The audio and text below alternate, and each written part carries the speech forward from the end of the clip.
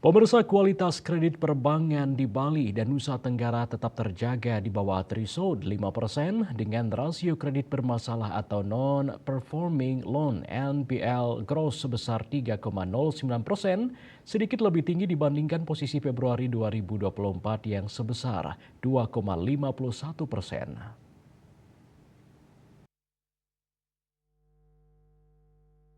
Sementara itu, fungsi intermediasi yang tercermin dari loan to deposit ratio (LDR) posisi Februari 2024 sebesar 83,82%, sedikit meningkat dibandingkan posisi Januari 2025 yang sebesar 82,86%, Februari 2024 85,76%.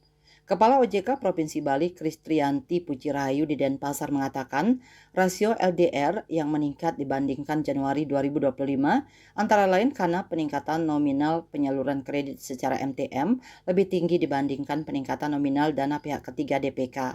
OJK Bali merinci adapun kecukupan modal BPR yang tercermin pada likuiditas BPR cash ratio dan capital adequacy ratio relatif terjaga rasio CRBPR di Bali sebesar 14,55%, Nusa Tenggara Barat sebesar 13,97%, dan Nusa Tenggara Timur sebesar 8,32%.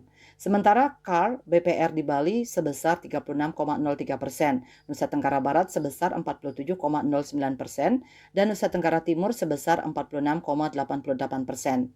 Tingginya permodalan perbankan diyakini mampu menyerap potensi risiko yang dihadapi dan OJK akan terus mendorong kinerja intermediasi dengan tetap menjaga keseimbangan antara pertumbuhan pembiayaan dan terjaganya likuiditas. Puji Rahayu menyebutkan penyaluran kredit mencapai Rp231,1 triliun atau tumbuh 5,81% YoY, sedikit melandai dibandingkan Januari 2025 yang sebesar 6,77% YoY, Februari 2024 11,34% YoY. Pertumbuhan kredit terutama disumbangkan oleh peningkatan nominal penyaluran di sektor penerimaan kredit, bukan lapangan usaha yang bertambah sebesar Rp7,3 triliun, tumbuh 8,09% YoY, penyediaan akomodasi dan makan minum sebesar Rp1,6 triliun, tumbuh 11,63% YoY, serta pertanian, perburuan, dan kehutanan sebesar Rp931 miliar, tumbuh 6,93% YoY. Berdasarkan kategori debitur sebesar 43,21%, kredit di Bali dan Nusa Tenggara disalurkan kepada UMKM dengan pertumbuhan sebesar 3,32% YoY, Februari 2024 10,52% YoY. Ditambahkan tingginya penyaluran kredit perbankan kepada UMKM menunjukkan keberpihakan bank untuk mendukung pertumbuhan ekonomi daerah. Swardika Bisnis Bali melaporkan.